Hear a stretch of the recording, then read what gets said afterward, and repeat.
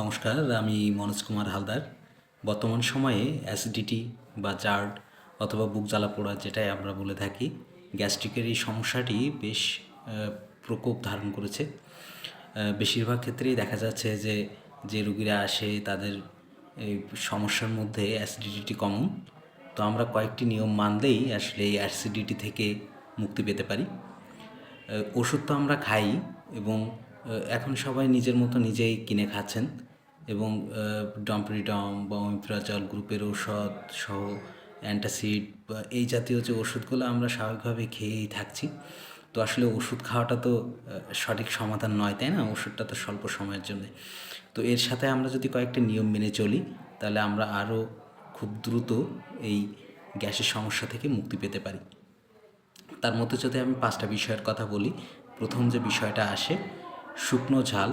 এই শুকনো ঝাল দিয়ে তৈরি যে কোনো খাবার হতে পারে, সেটা বাটা ঝাল অথবা গুঁড়ো ঝাল অথবা তরকারিতে বা আমরা যে ভাজা ঝালটা খাই, এই শুকনো ঝালটা আমরা এড়িয়ে চলব।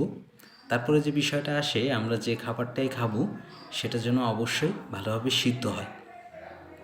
দাঁতের কাজটা যদি আপনি না করে দেন, পেটের মধ্যে টুকরো করে যদি না প্রবেশ করান, তাহলে তো আপনাকে অবশ্যই বেশি সমস্যায় পড়তেই হবে, এটা তো আপনারা জানবেনই। তো আমরা যে খাবারটাই খাবো চেষ্টা করতে হবে সেটা যেন ভালোভাবে সিদ্ধ হয় এবং দাঁতে কেটে যদি আমরা ছোটো টুকরো না করতে পারি তাহলে সেই খাবারটা আমরা ভিতরে প্রবেশ করাবো না। যদি সিটে তৈরি হয় তাহলে আমরা সেটা অবশ্যই বাইরে ফেলে দেব। তৃতীয় নম্বর বিষয়, আমরা এটা মেনে মানব যে আমরা খাবারের ভিতরে বেশি পরিমাণ জল খাবো না। খাওয়ার 1 ঘন্টা আগে অথবা খাওয়ার 1 ঘন্টা পরে আমরা বেশি পরিমাণ জল খেতে পারি। আর এছাড়া খাবারের মধ্যে আধা গ্লাস থেকে 1 গ্লাস বা পরিমাণ মতো জল আমরা পান করব। চতুর্থ যে বিষয়টি, সেটি হচ্ছে আপনি যে ওষুধটি খাচ্ছেন, এই ওষুধটি যেটা খালি পেটে খাওয়ার কথা সেটা আপনাকে খালি পেটেই খেতে হবে।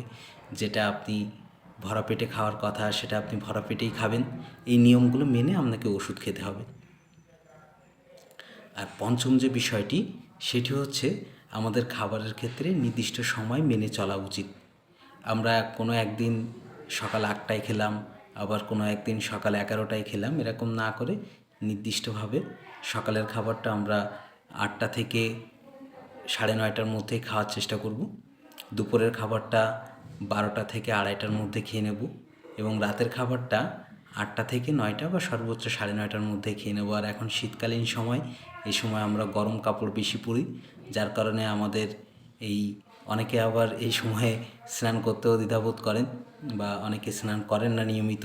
সেক্ষেত্রেও তাপমাত্রার একটা বিষয় শরীরে থাকে, এই আর্দ্রতা কমে যায় বা সব মিলায়ে এই গ্যাসের সমস্যা সহ অন্যান্য রোগের সংক্রমণও কিন্তু এই সময় অনেকটা বাড়ে। আর ফ্রিজের খাবার থেকে একটু সাবধান থাকবেন। তো সব মিলায়ে সর্বোপরি আপনি যদি খাবারটাকে ঔষধের মতো নিয়ম করে খান তাহলে আপনি সুস্থ থাকবেন বা আপনার ঔষধ কম খাওয়া লাগবে এক হিসেবে আর কি। তো সকলকে ধন্যবাদ জানাচ্ছি। পরে অন্য কোনো বিষয় নিয়ে আবার আপনাদের সাথে কথা হবে। ধন্যবাদ।